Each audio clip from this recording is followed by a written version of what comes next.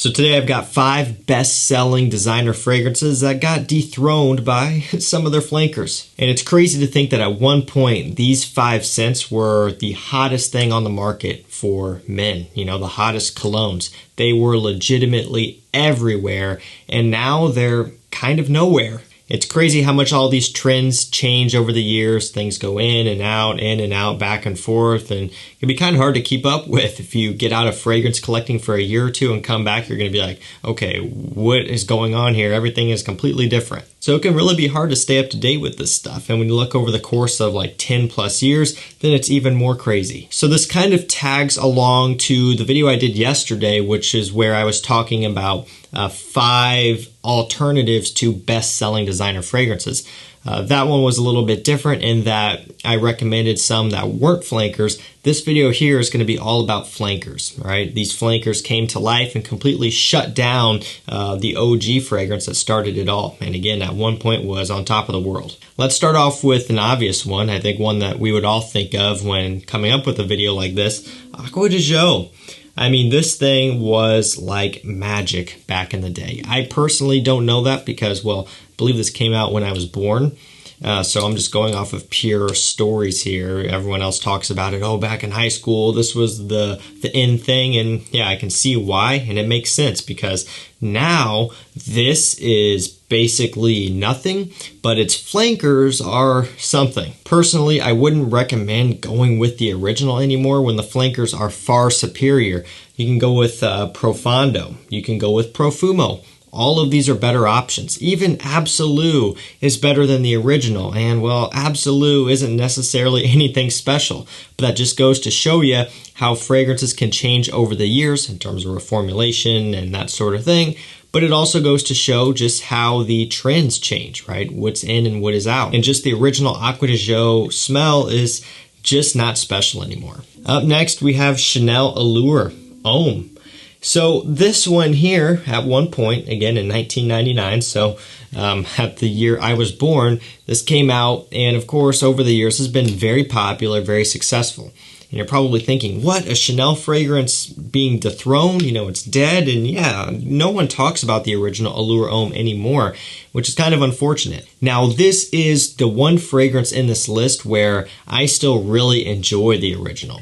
It's not to say that I hate all of the originals of the other ones here in this video, but I actually still wear this one, and I still enjoy smelling it. That just shows how timeless this one truly is. So it's not that this is necessarily dated by any means or not really overly trendy, because I think it can still work. It's just that we have stuff that is much more hot now, right? Things that just seem to work better, like Allure Homme Sport Extreme. You can go with this, you can go with the original Sport, you can go with Edition Blanche. All of those are great. And while not everyone can afford to own a bunch of these, right? You know, these are not cheap. I would say to probably put this one on the back burner, the original, and go with something like Extreme or Edition Blanche, right? Go for one of those because it's going to put you in a better place overall, and you'll find that you probably do wear it more because it is just kind of the newer thing. Not to say that this one's bad because it still holds a special place in my heart, but the flankers undoubtedly are an improvement over this original DNA. Up next, we have another Aqua fragrance. This one is Bvlgari Aqua. So the original, which, you know, did catch some hype. I mean, at one point, this was doing very well for itself for a couple of reasons. One, it's a unique aquatic. I mean, this is a true oceanic, watery, sea salty, aquatic type of smell. There's seaweed in here, and it's no joke stuff. I mean, Acqua Di Gio is a bit more tamed back, but this is like, if you want to smell like the ocean, this is about as close as you're going to get when it comes to designers. And of course, the shape of the bottle looks like a water droplet.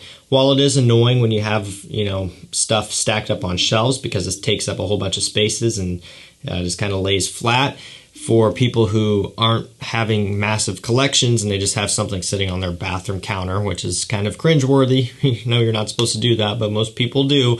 It looks cool, and I'm sure people kind of look at it and they wonder, oh, that's a cool looking cologne bottle. And that's half the battle, is having a cool presentation that catches the eye of just your average guy looking to smell good. Anymore, I wouldn't so much bother with the original.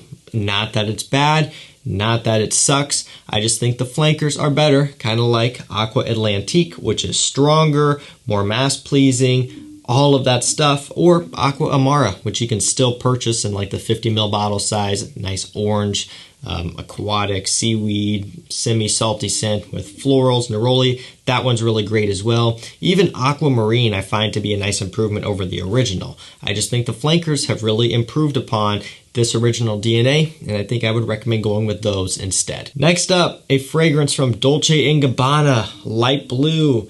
This was everywhere. Of course, the original Light Blue.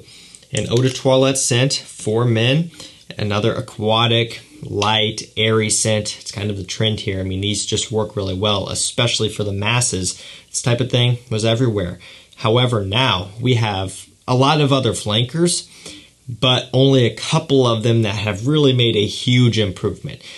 You can look at stuff like Beauty of Capri, Discover Volcano, all of those, and sure, they're different, and I still think they may be better than the original, but not by a big margin. They aren't all that incredible. However, something like Light Blue Eau Intense, pretty simplistic, a more intense version, but done in a really smart way.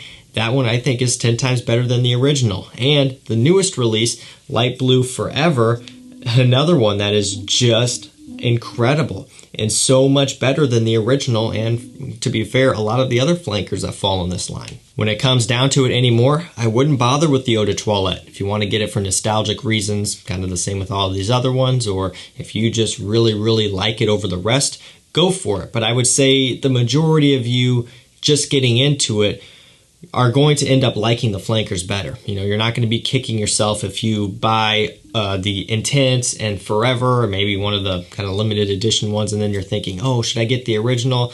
No, I don't think you should, and I wouldn't kick yourself or dwell on it, because what you have here, the flankers, are a lot better. And really, I mean, that's the point of a flanker. It's to take an original DNA, which has been tested and shown to work, and get feedback and just make it better. So there's nothing wrong with seeing that and recognizing that and accepting it, right? It's not to say that these fragrances are bad now, but it's kind of a compliment to, you know, say that you like the newer version because they've taken years to improve upon the DNA, and I think that's pretty cool and pretty special. And last up, Armani Code.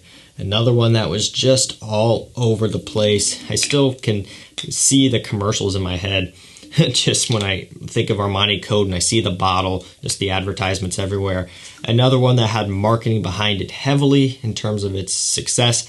Not so much the bottle, because there's nothing super crazy about this. It does look nice, of course, but it's not like a water drop or a figure of a dude or something like that. Just kind of a bottle. But the marketing efforts, you know, the fact that it's an Armani, all of those things help this one sell. And of course, the fact that it does smell nice. However, I wouldn't bother with this anymore. The flankers are so much better. I mean, really, it's kind of sacrilege to not go for the flankers now. Even if this is nostalgic for you, even if you want to stick with the original, man, these flankers are really good these days. Armani Code Absolute, Vanilla, Suede, Orange, Tonka Bean, gorgeous scent. Armani Code Profumo, that's a Tonka Bean, leather, root beer, cola smelling scent, great for an evening out, that sort of thing. It's great. You can even go with Armani Code Eau de Parfum, which is essentially this DNA, but beefed back up and a little bit of a modern twist. All of those are light years better than the original these days. And again, it's not to say that the original is bad. It's just that they've come a long way and they made some great improvements to this line. Well, guys, that's going to do it for me. That is 5 best-selling designer fragrances that got dethroned by their flankers, right? These were all over the place at one point, and now they've kind of, stepped back. They're kind of buried, and you don't hear much about them anymore. Just goes to show the power of flankers and being able to keep a DNA alive just by tweaking it and improving it and just making it better. It's always pretty neat. As annoying as it may get, having all these flankers put out, you gotta admit, that's the way this whole perfumery thing is going, so you kind of just had to buckle up and get used to it, I guess. If you want to grab any of these for yourself, I will link them all up down below. I do appreciate your support. Thank you so much for watching. Stay safe, stay healthy. We'll see you tomorrow with another one. Take care.